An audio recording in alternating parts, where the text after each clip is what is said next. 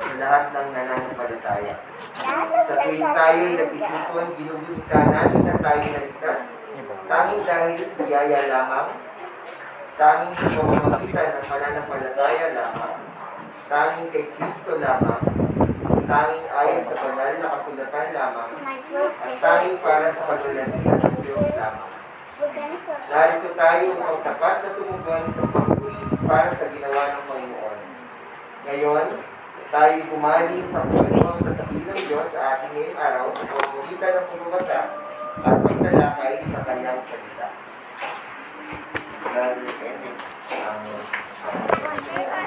Okay, praise God. Thank you, Anton. Okay, good morning po sa ating lahat. Good morning. Sige, so praise God. So, medyo ibang orientation natin ngayon. Si Edson, normally dito siya, di ba? Anyway, so we'll be continuing our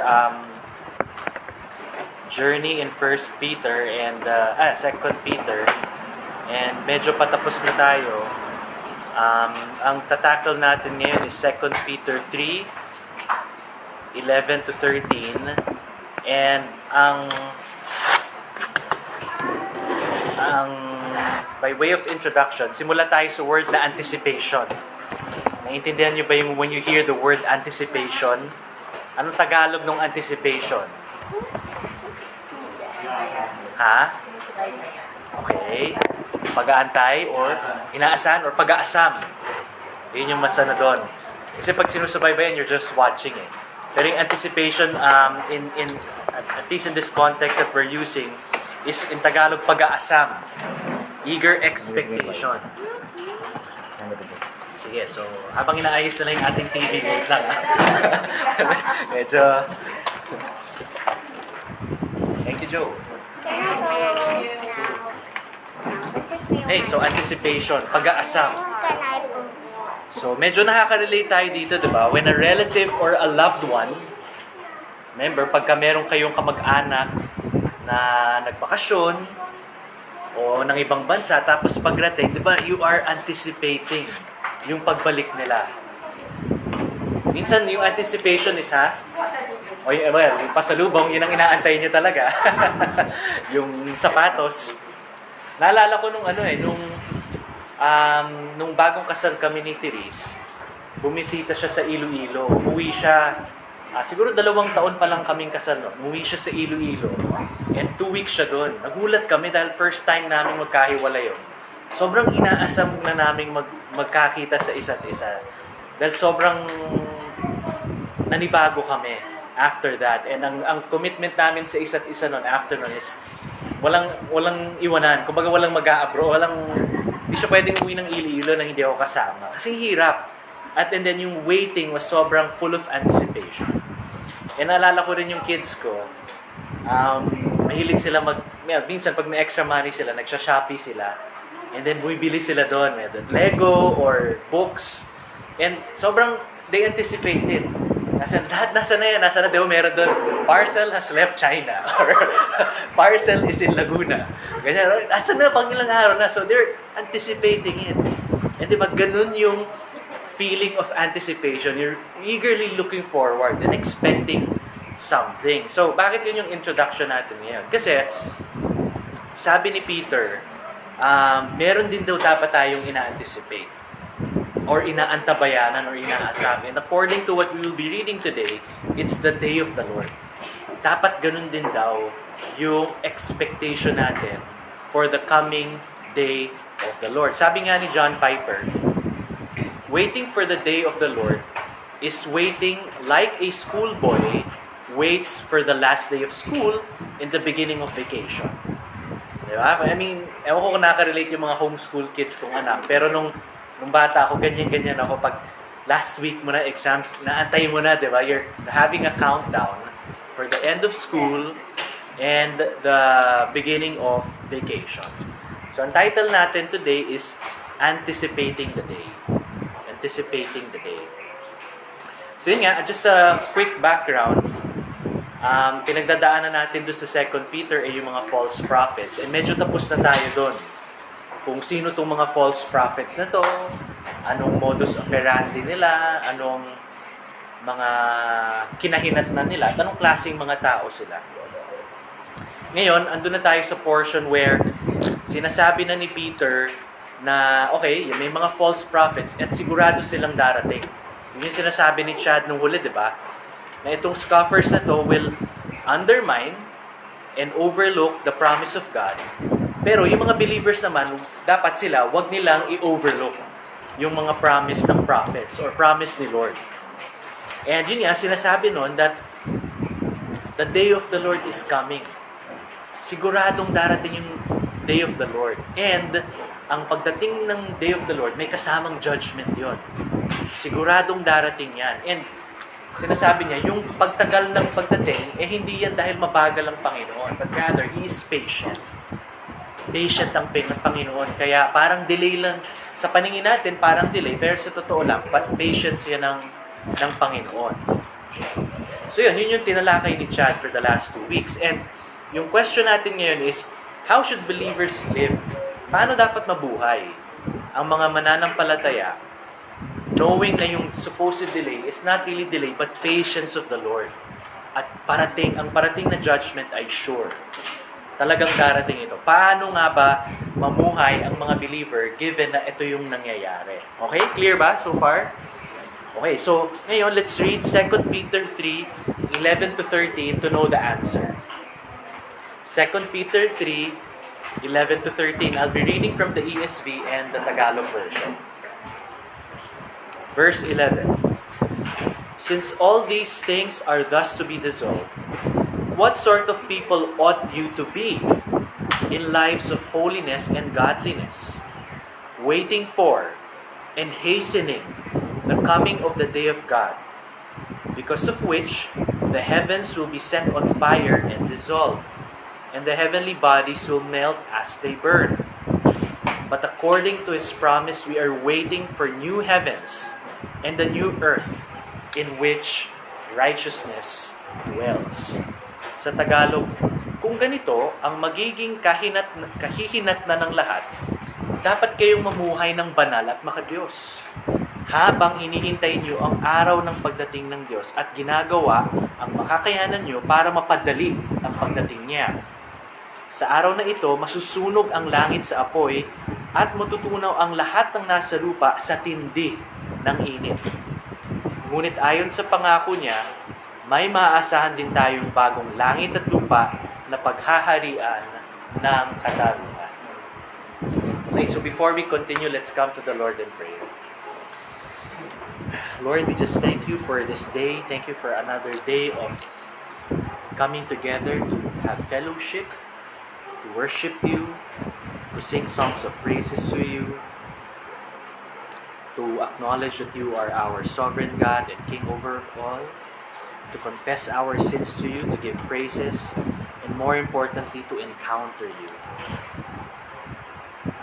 You say, Lord God, that you are building us up as living stones, that we may be Christ-like, that we may be fit stones to be the place where you dwell. And you say in your word that we are the house in which you, by the Spirit, dwells in our midst. And that is what we recognize and claim this morning by your word, that you are in our midst, the triune God, that you are whom we want to encounter. You are the one whom we want to have a union and fellowship with, Lord God. And by your Spirit, quicken our hearts, make our hearts alive, that we may truly encounter you through our word. That we may not just learn truth, that we may not just learn doctrine or have applications or have thoughts or insights, Lord, but really to encounter you. To have a living fellowship, relationship, and coming together with you. That is what you say and promise in your word, and that is what we appropriate and pray for this morning. Use me and the rest of the body through the power of the Holy Spirit, that we may encourage one another and declare forth only your truth, Lord God. May not it be our own ideas, Lord God, but your truth and your realities. That that you communicate in our hearts and minds through the Holy Spirit. And may we come away transformed, Lord God. May the things that we learn not just be ideas in our heads or affections in our heart, Lord God, but both heart and mind knit together, transforming our lives, renewing our minds and hearts and lives to be conformed to the image of Christ, your Son, that as we are changed from glory to glory, we may not say it is of us, but declare that it is of you. It is for you, through you, by you, and for you, that you alone may get all the glory, for you alone deserve this. This we pray in Jesus' name, amen. Amen. So, yon. Okay, so, paano nga ba mabuhay ang mga believers? Knowing na yun yung promise ng Panginoon na sure ang kanyang pagdating at sure na masisira lahat ng apoy. And that it will dissolve all things. So sabi dito, sa nabasa natin, believers should live in holiness and godliness as they await and eagerly anticipate the promised new heavens and new earth in righteousness. Dapat mabuhay ng banal at makadiyos ang mga mananampalataya habang inaasam ang parating na bagong langit at lupa na nababalot sa katarungan. So how do we do that? So para mas maintindihan natin, may 3 L tayo in English and 3 M in Tagalog para mas maintindihan natin ito. So yung first M is we should live in intentional holiness. Sa Tagalog, dapat tayo mamuhay ng banal at makadiyos. Ha? Pwede? Ano masabi mo? Ano? Okay. Sorry. So, live in intentional holiness. Number 2, long for and hasten the day. Or in Tagalog, manabik sa pagbalik ng Panginoon. Yung pangatlong L is to look forward to the promised new heavens and the new earth. In Tagalog, mithiin. Ganda, diba? Mithiin ang parating na bagong langit at lupa. So live in intentional holiness, long for and hasten the day of the Lord, and look forward to the promised new heavens and new earth. Mamuhay ng banal at makadiyos habang mananabik o nananabik sa pagbalik ng Panginoon, habang minimithi ang parating na bagong langit at lupa. So number 1, live in intentional holiness or mamuhay ng banal at makadiyos. Since all these things are thus to be dissolved, what sort of people ought you to be in lives of holiness and godliness? Kung ganito ang magiging kinahihinat na ng lahat, dapat kayong mamuhay ng banal at makadiyos. Again, ang nakikita nga natin, yung mga false teachers, ito naman yung context talaga ng 2 Peter, di ba? Yung mga false teachers na to, they were denying the coming of Christ. Nasabi nila, hindi naman talaga parating. Kita nyo nga, napakatagal na, wala pa. And, sinasabi nga natin, most likely, ang teaching nun ay sinasabi, hindi naman parating yun, wala namang mangyayari. So, magpakasasa na tayo sa mga earthly or loose living. Ito na din ang gawin natin. Maging pakawala na tayo. Wala naman hindi naman darating, di ba? Pero yun yan sinasabi ni Pedro. Yung delay is not slowness of the Lord, but rather patience niya. Such that, para marami pa ang makarinig at mag-respond in faith. Kasi surely, ang timing ng Lord ay naiiba, hindi nyo maintindihan. Ang isang araw sa Kanya ay parang 1,000 years. And ang 1,000 years sa Kanya ay parang isang araw lang. It's beyond time. Yung time frame ng Panginoon. And beyond our comprehension. And surely, all these things will be dissolved. Yun yung sinasabi nga ni Chad last week. Siguradong matutunaw ang lahat. At sinasabi yan sa Old Testament. Marami siyang binasang verses for us na Old Testament pa lang sinasabi na yan. So, huwag na kayong magtaka. Parating yan. Sure yan. Okay? So, because of that, ang isang unang makikita natin dito is all things will surely be dissolved. And therefore, there is no material permanence. All these things, nung hinawakan nyo, si Edson ginagawang drums yung table kanina, hindi ko alam na multipurpose pala to. Pero all these things will come to an end. Wala itong katibayan or it will not endure. All temporal projects and things will come to an end. Everything is breaking down. Pag nakikita nyo yung pagmumukha nyo sa salamin, araw-araw, obvious na nag-break down, di ba? Kaya na Edson, alam ko napakatotoo nun, pero... Lalo sa Pilipinas, di ba? Natutunaw tayo pag summer, di ba? Hindi lang gravity. Di lang gravity, may tunaw pa. And hindi lang ito sinasabi ni Pedro. Kita rin natin ito sabi ni Paul. So Romans 8:19-22. I'll read it for you. For the creation waits with eager longing for the revealing of the sons of God. For the creation waits with eager naduling na ako. For the creation waits with eager longing for the revealing of the sons of God. For the creation was subjected to futility, not willingly, but because of him who subjected it, in hope that the creation itself will be set free from its bondage to corruption and obtain the freedom of the glory of the children of God. For we know that the whole creation has been groaning together in the pains of childbirth until now. So yun, sinasabi ni Paul, di ba? Creation was subjected to futility. It's in bondage to corruption. Creation has been groaning. And it's decaying. Creation has been groaning together with the pains of childbirth until now. So yun. Sinasabi rin ni Paul na creation, natutunaw rin ang creation. Nasisira rin. It's in bondage to corruption and decay. Even yung mga matitibay na gawa, di ba? Cars, homes, furniture, they all break down. Nakaka-relate ako kay Rosel kasi yung roof namin, kakapagawa lang namin yan. Pero may tulo na.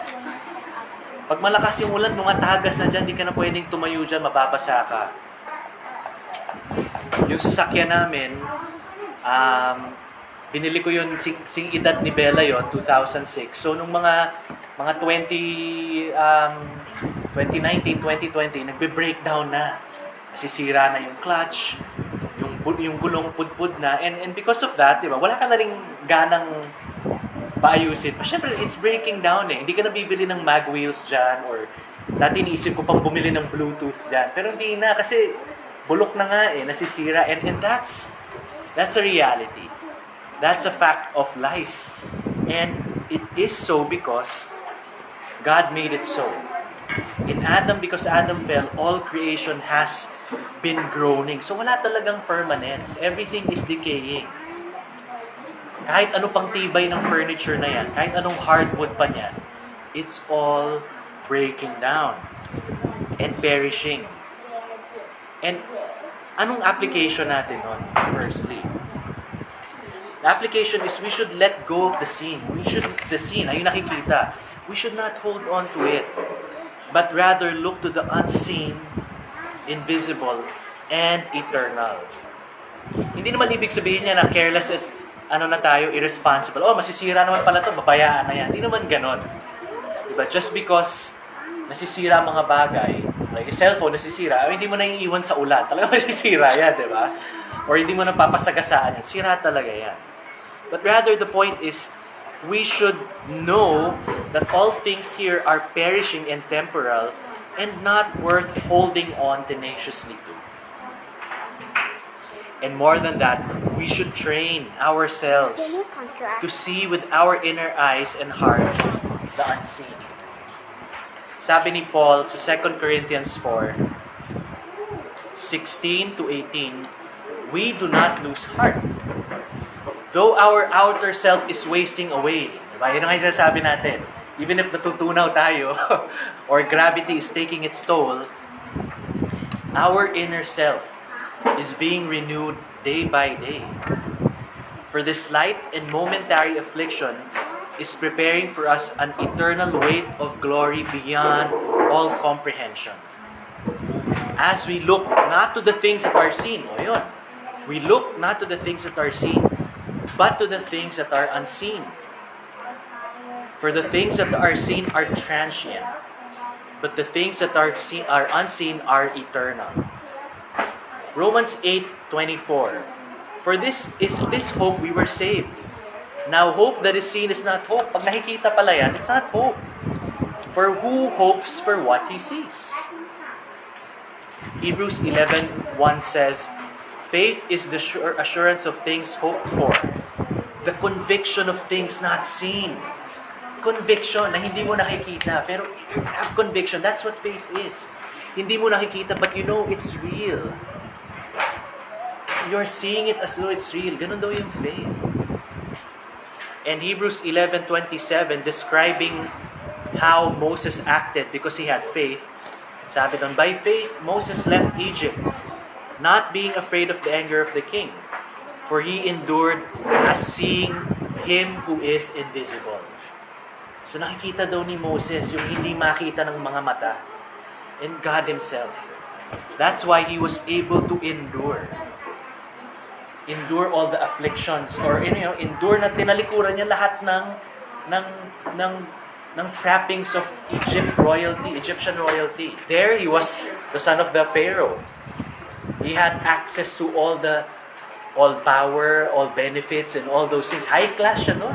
Pero tinalikuran niya lahat yun. Because he was able to see the God of Israel, the unseen God of Israel.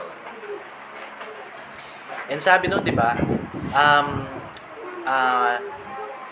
the things that are seen are transient. Ano ba ibig sabihin ng transient? Medyo hindi natin ginagamit yun. But transient, ang ibig sabihin nun, enduring only for a while. Passing. Temporary. Naaagnas rin or nabubulok din. So Moses was able to endure all manner of hardship because he was able to see the unseen. Sino magaling dito? Sinong taong magaling dito? May naisip ba kayo magaling dito makakita ng unseen? Ba yung mime? Galing nung mime. Yung nakikita niyo yung mga sa gags ba yun, yung may dalawa naglalakad, kunyari may salamin. Gawin nabit doon, tapos kunyari may naglalakad, uy, nagugulat. Pero wala naman pala talaga. Yung mga galing nila, kunyari may nakikita pero wala. In some sense, dapat ang Christians ang pinakamagaling dyan, di ba? Not na may nakikita tayong salamin na wala, but we're able to see eternal yet real realities. That is what we should be as a people. And again, the ultimate example here is Christ. Sabi sa Hebrews 12:1-2, Jesus saw the joy before Him, even if all around Him was the cross. And I'll read Hebrews 12:1-2.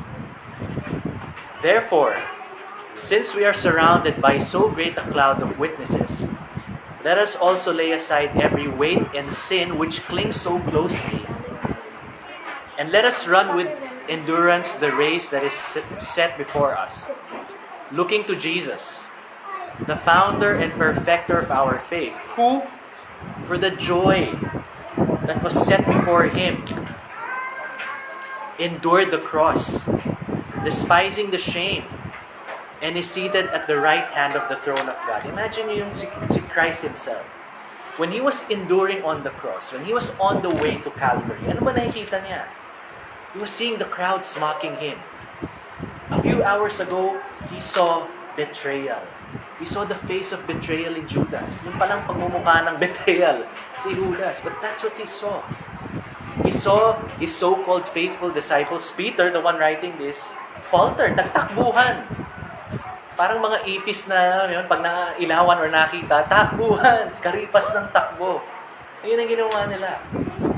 Ano bang nakita ni Cristo? Whipping, blood, a crown of thorns, mocking yung naririnig niya. And yet, sabi dito, for the joy that was before Him, He endured all these things. Asan ang joy doon? Wala kang makikitang joy doon. But that was an invisible joy of the Father. That was what Christ saw. And that is what led Him to endure all of those things that were around Him, the visible torture, the visible blood, the visible agony. Hindi siya nakatulog niyan. and the mockery and travesty of a hastily arranged trial to try him.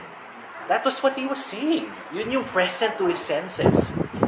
But Hebrews tells us there was a joy that was set before him that he was able to endure.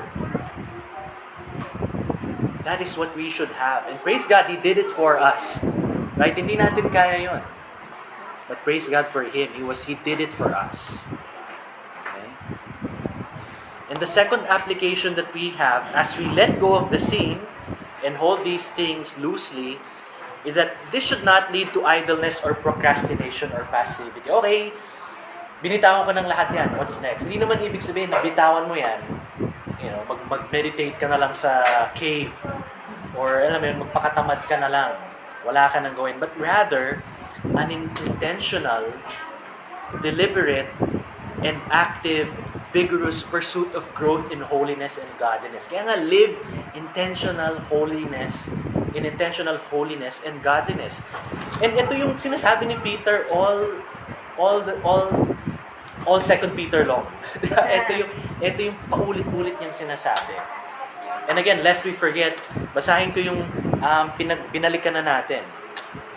For this very reason, make every effort to supplement your faith with virtue. Virtue with knowledge. Knowledge, self-control. Self-control, steadfastness. Steadfastness, godliness. Godliness with brotherly affection. And brotherly affection with love. For if these qualities are yours and are increasing, they keep you from being ineffective or unfruitful in the knowledge of our Lord Jesus Christ. Therefore, brothers, be all the more diligent, diligent to confirm your calling and election. For if you practice these qualities, you will never fall.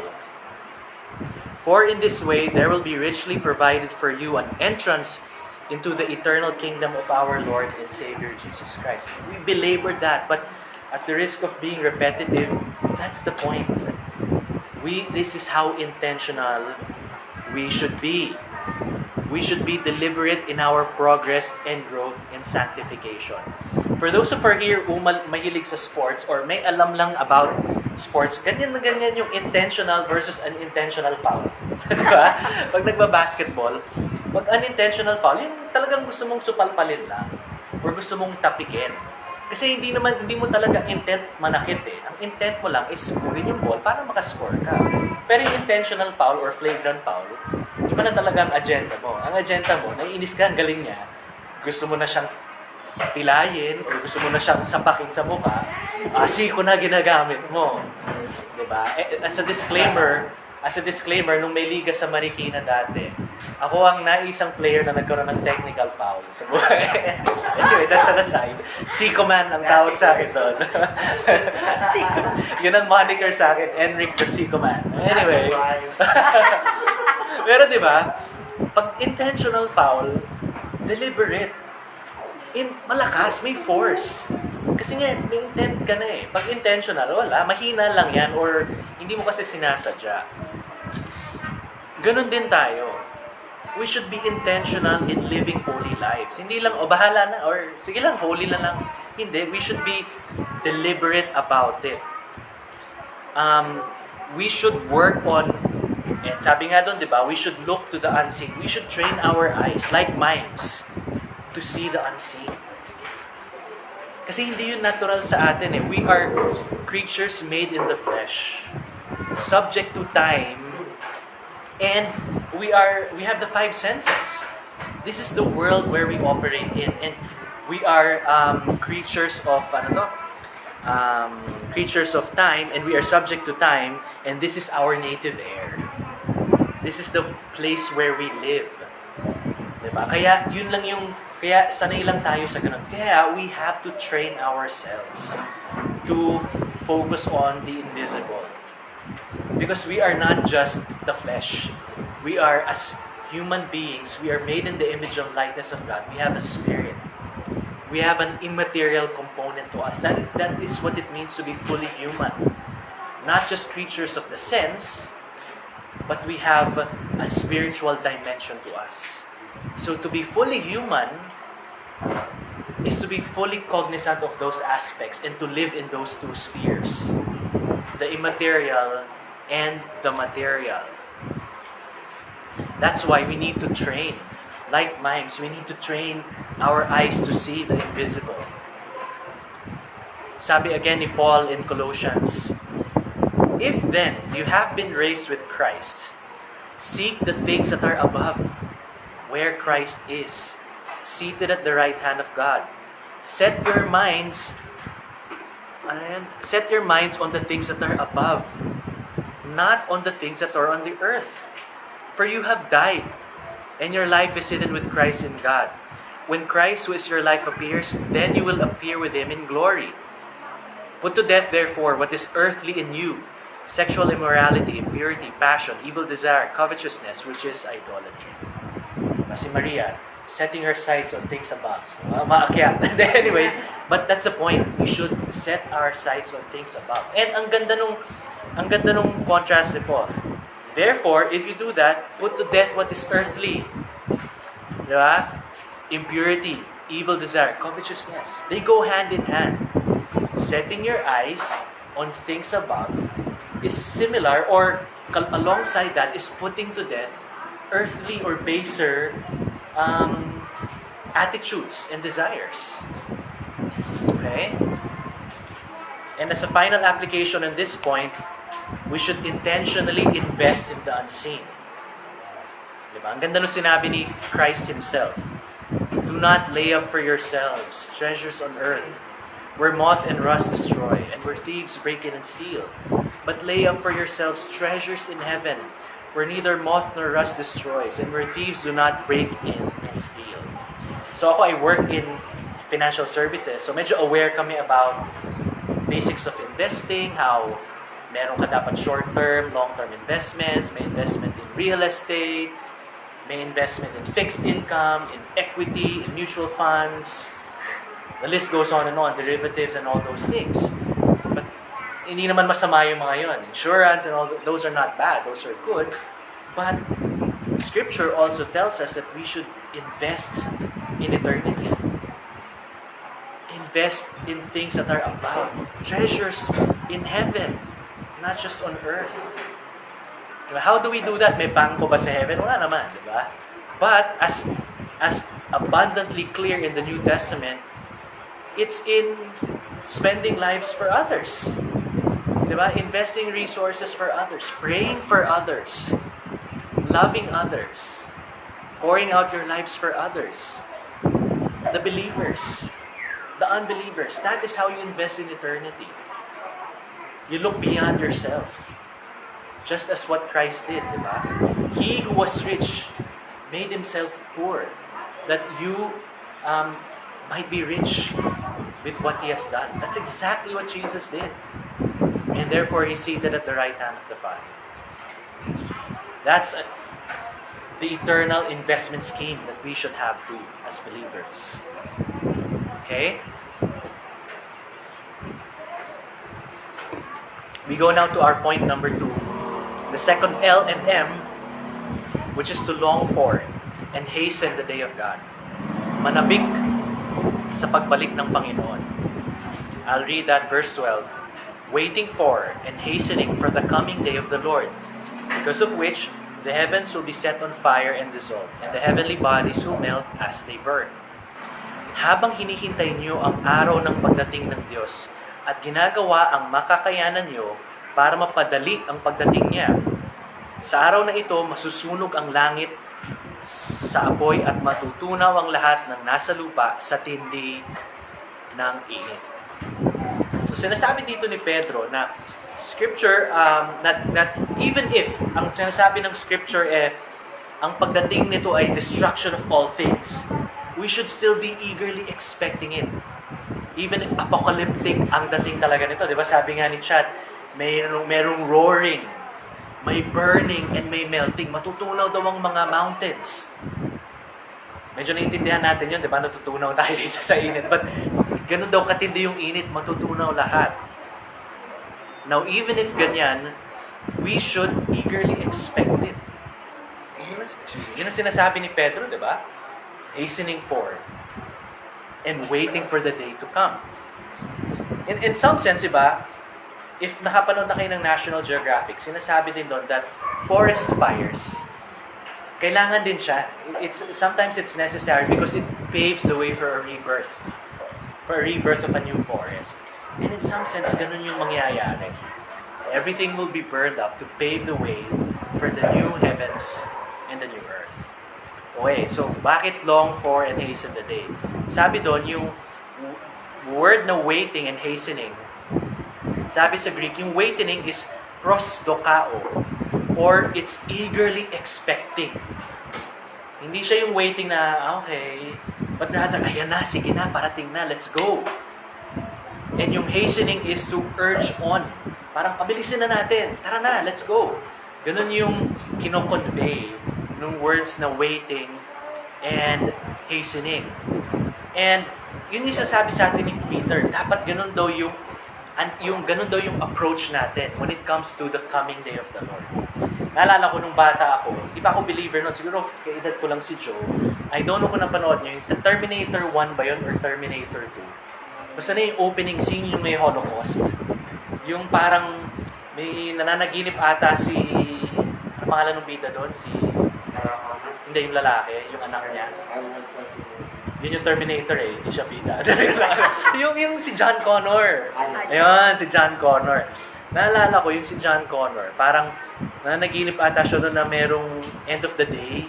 Yung end of the day, end of the world, yung may nuclear bomb. Tapos yung mushroom cloud, tapos gumaganon siya, lahat ng bahay natutupok. Takot ako noon. Kasi parang hindi naman ako nabuhay ng Cold War, pero alam mo, nakakatakot yung nuclear bomb na what if may war at ganun yung mangyayari. 1997 yan. Ha? Year. Anong year? 1997. O yun, pinanganak ako yun, di ba? Mga 1997. So, anyway, so natakot ako talaga. And, so, you know, hindi pa ako believer nun. So, takot ako na for the end of the world. Nakakatakot. But here, sinasabi ni Pedro, no. You should eagerly expect it. You should anticipate it. And the idea is, you're like waiting for your wedding day. It's more like that. You're expecting a wedding day. That should be how we anticipate it. And, di ba, magandang example nito sa Bible is si Joseph mismo. Naalala niyo si Joseph, di ba, nung nakita niya si Rachel at gusto niyang pakasalan. Sabi ni Laban, oh, work for me. Sino ba yung sabi ko? Joseph. Jacob. Sino ba yun? Basta yun, kung sino man yun. Si Joseph tuloy. Tama ka, sorry.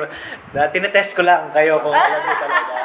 Pero yun, si Jacob, no, nung nakita niya si Rachel, gusto ko siya mapangasawa. Sabi ni Laban, sige, pagtrabahuhan mo ko.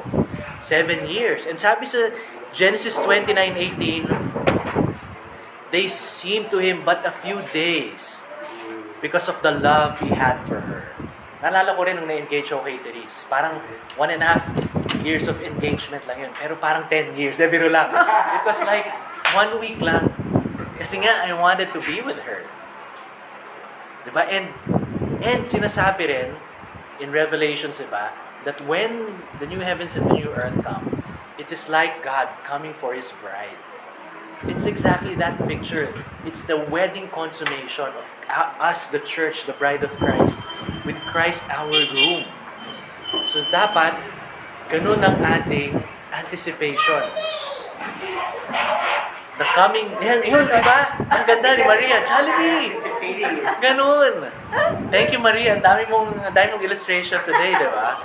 But that is how we should expect the day of the Lord. Hindi parang, parating na ata, nakakatakot, masusunog na, tutunaw na talaga tayong tahasan. But no. For us believers, we should eagerly await it. Diba? We should not dread its arrival, nor be impatient its timing, but eagerly anticipate and await it. And what's our application? Knowing that should be our posture. The application is to evangelize, make disciples, kill sin, be holy, be godly, pray, worship, and thus hasten the day. Sabi sa Matthew, excuse me.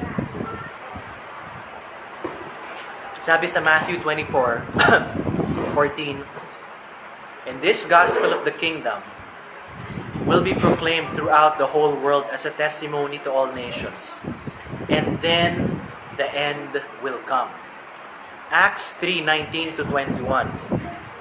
Repent therefore and turn back, that your sins may be blotted out, that times of refreshing may come from the presence of the Lord, and that He may send the Christ appointed for you, Jesus, whom heaven must receive until the time for restoring all things, about which God spoke by the mouth of His holy prophets long ago.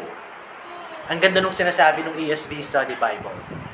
Sabi niya, hastening or to hurry by extra effort suggests that by living holy lives, Christians can actually affect the time of the Lord's return. Grabe, no? That does not mean, of course, that the Lord has not foreknown or foreordained when Jesus will return. That's already fixed in eternity past. Alam na yun ng Lord. But when God set that day, He also ordained that it would happen after all His purposes for saving believers and building His kingdom in this present age had been accomplished, and those purposes are accomplished when He works through His human agents to bring them about. Therefore, from a human perspective, when Christians share the gospel with others and pray and advance the kingdom of God in other ways, they do hasten the fulfillment of God's purposes, including Christ's return. From our perspective, we do hasten it. Although from God's perspective in eternity, it's been fixed. But He ordained it that way, that through our disciple making, through our evangelism, through our good works, we thus hasten the day. And so the question for us is, do we want to see the Lord in all His glory and splendor? Then evangelize. Do you want to see righteousness reign and justice prevail? Are we sick of injustice? Are we sick of unrighteousness going unchecked?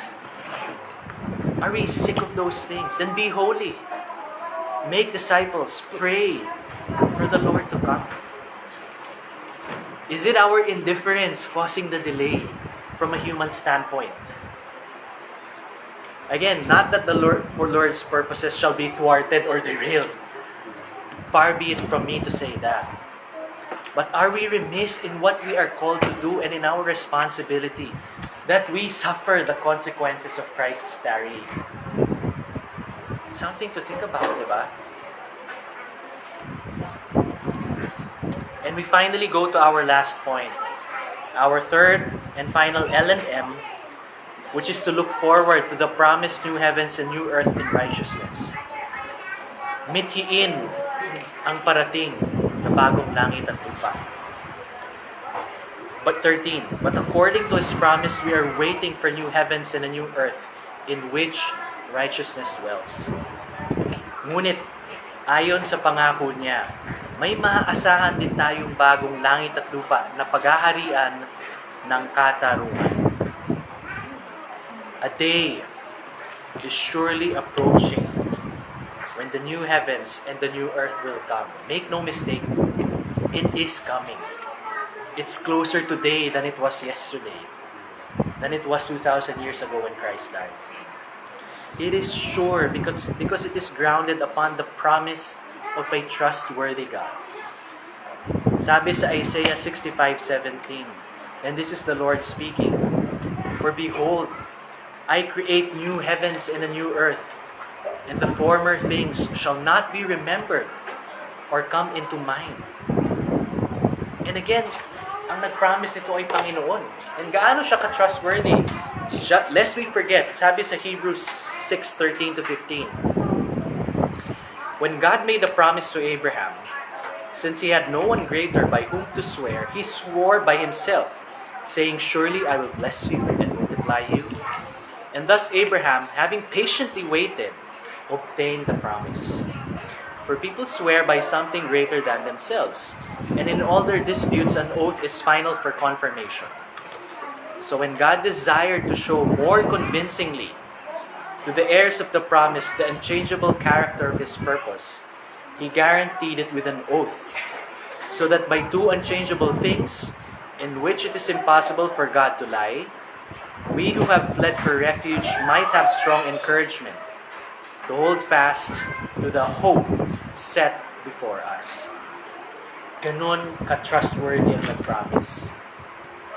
Hindi na niya kailangan mag-swear by anything because His word is trustworthy, and yet, because of our weakness, diba, to show more convincingly to the heirs, He swore by Himself. Saan ka pa nakakita? It's like a double assurance. He's the eternal, powerful God. His word is trustworthy, and yet He swears to affirm the certainty of His promises. That's why we are sure that the new heavens and the new earth in righteousness is on its way. Our waiting is not a hopeful waiting. Hindi siya parang yung uso ngayon sa Pinoy, sana all. Di ba? Hindi ganun. Walang sana all. Sure all. Di ba? Hindi uso yung, hindi applicable yung sana all dito. Sure all. Because God has promised. Kaya, our waiting is a different kind of waiting. Sabi sa Titus 2:13, we are waiting for a blessed hope, the appearing of the glory of our great God and Savior Jesus Christ.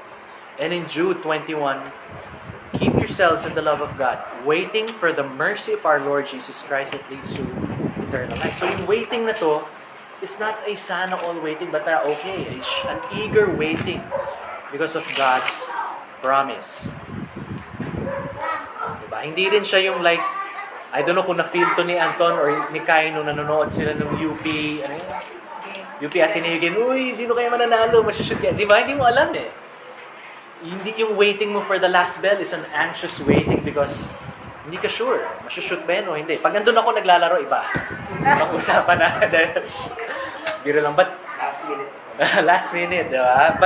But waiting in scripture context is not like that. It's a different kind of waiting. It's sure. Diba kung alam mong nanalo yung team mo, wala na. Inaantay mo na lang mag-unfold yung events, pero sure ka na sa outcome. That's the kind of biblical waiting that we have. That's why sa Hebrews 9:27 to 28, just as it is appointed for man to die once, and after that comes judgment, so Christ, having been offered once to bear the sins of many, will appear a second time, not to deal with sin, but to save those who are eagerly waiting for Him. We should be eagerly waiting for Him. That is how we believers should live. Living in holiness and godliness and eagerly awaiting Him. Marunong tayong Pinoy dyan. Naalala nyo nung bagong dating yung, ano ba yung mga usong dumating? Donuts. Ano pa ba? Shake Shack. Krispy Kreme. Naalala nyo dumating yan? Or Taco Bell. Ang haba ng pila. Oras ang pila dyan. Diba? Kasi nga, attached kayo yung mga tao. People were willing to wait in line for these iconic restaurants. And we should be more eager to wait for our coming and returning glorious King. Diba? Moreover, ang promise dito is not just this coming King will return, but He will come with the new heavens and new earth. Not like the old. May parating siyang bago. Parang yung pasalubong, ha? Pag may parating na pasalubong, yes, excited ka sa kanila. Pero sa totoo lang, excited ka rin sa shoes, di ba? Kasi bago. In some sense, ganito rin ito. But of course, we are more expectant for the King in this context. But He's so gracious that He comes not just with new Nikes or new Jordans, but a new heavens and a new earth. May bagong parating. may bagong parating. Sabi sa Revelations 21, 1-5, John, seeing the vision of the new heavens and new earth, then I saw a new heaven and a new earth. For the first heaven and the first earth had passed away, and the sea was no more. And I saw the holy city, New Jerusalem, coming down out of heaven from God, prepared as a bride, adorned for her husband. And I heard a loud voice from the throne saying, Behold, the dwelling place of God is with man. He will dwell with them, and they will be his people. And God himself will be with them as their God. He will wipe away every tear from their eyes, and death shall be no more. Neither shall there be mourning, nor crying, nor pain any more. And the former things have passed away. And he who was seated on the throne said, Behold, I am making all things new. That is the new heavens and the new earth. Kung ngayon nakikita natin, natutunaw lahat, gravity is taking its toll, there will be no such thing. No more death. No more sickness. No more pain. I long and look forward to that. And we should, as a people, as a body of believers. And as a final application, we should look with eager expectation. Diba? Again, similar to as you waiting for your wedding day or waiting for a new baby to arrive. Naalala niyo ba yun? Yung may bagong palabas. May bagong palabas na baby. Diba? You wanted to know what he or she will look like. You were anticipating it. And that's the same thing for the new heavens and the new earth. And the other great thing is, because this new heaven and new earth is so vastly different, we also will be outfitted to be fit to enter into that place. Sabi ni Paul in Corinthians, I tell you this, brothers, flesh and blood cannot inherit the kingdom of God, nor does the perishable inherit the imperishable. Behold, I tell you a mystery. We shall not all sleep, but we shall all be changed. In a moment, in the twinkling of an eye, at the last trumpet. For the trumpet will sound, and the dead will be raised imperishable. And we shall be changed. For this perishable body must put on the imperishable, and this mortal body must put on immortality. When the perishable puts on the imperishable, and the mortal puts on immortality, then shall come to pass the saying that is written, Death is swallowed up in victory. O death, where is your victory? O death, where is your sting? The sting of death is sin, and the power of sin is the law. But thanks be to God, who gives us the victory through our Lord Jesus Christ. Therefore, my beloved brothers, be steadfast, immovable, always abounding in the work of the Lord, knowing that in the Lord your labor is not in vain. This is the hope that awaits us.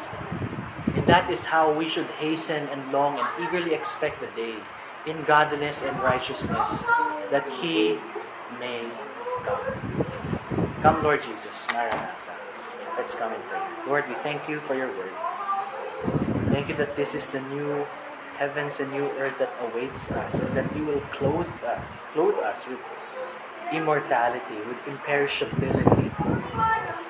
The new heavens and new earth will come where death will be swallowed up. And we will behold you in all your glory and splendor. Help us to eagerly expect this and await this.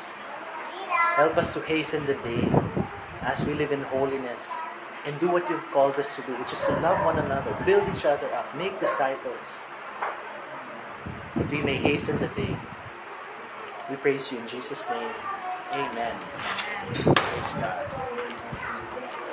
So, purihin ng Diyos sa pangangaral ng Kanyang salita. Kinikilala natin na bagaman ang pangangaral ng salita ay tungkulin ng mga elder, hindi natin ito mahigpit na inaatang sa mga elder lamang. kundi binubuksan din natin ang pangangaral sa ibang mga kwalipikadong kalalakihan, binihiyaan ng kakayahang magturo at hinahanda ng banal na espiritu at aprobado ng simbahan. Dagdag pa rito, kinikilala rin natin ang banal na espiritu ay binihiyaan ng talento ang bawat kasapi ng simbahan at nais nating sundin ang iba pang mga kautusan sa kasulatan. Ngayong natapos na ang masaligang pangangaral na bahagi ng ating pananambahan, tayo ay maglalaan ngayon ng maikling panahon para sa aplikasyon at pagbubulay-bulay sa naipahayag na pangangaral. Habang isinasabuhay ng banal na espiritu ang salita ng Diyos sa inyong mga puso, maaari bang pagtibayin ninyo at palakasin natin ang kalooban ng simbahan sa pamamagitan ng pagbabahagi ng aplikasyon nito. Okay. So, chat, ina-end na to, no?